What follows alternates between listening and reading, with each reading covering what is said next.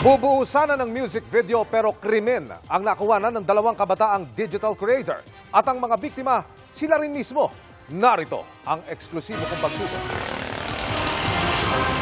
Gumagawa ng music video ang dalawang kabataang ito nang lapitan sila ng magkaangkas sa motorsiklo. Pagkasagot sa tanong, tapos tinakot niya po ako na kunin na daw po yung bag, kaya binatawan ko.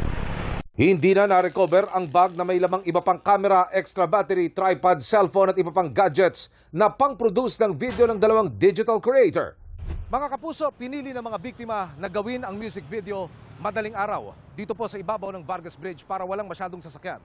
Ayon po sa kanilang salaysay, galing ang mga suspect na sakay ng isang motorsiklo doon sa area ng Rotonda. At pagkatapos kunin ang kanilang mga gamit, dumiretso na po sa area ng Bagong Ilog, C5 Road. Nakakutob na po ako kasi pabagal po sila ng pabagal. Okay. Pagkatapos po bumagal ng motor, bumaba na po yung angkas. Sa videong pinost ng isang biktima, makikita ang itsura ng mga suspect.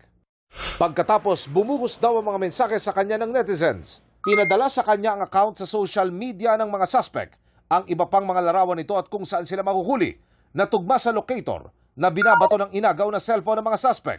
Kasama ang mga biktima, inilapit ng GMA Integrated News sa Pasig Police sa kanilang reklamo. Nangako naman ang pulisya na gagawin nilang lahat para mabigyang hustisya ang mga biktima at mahanap ang mga suspect.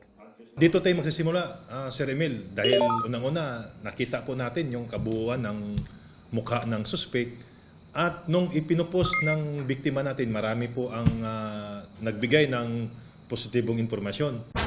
Para sa GMA Integrated News, Emil Sumangil nakatutok, 24 oras.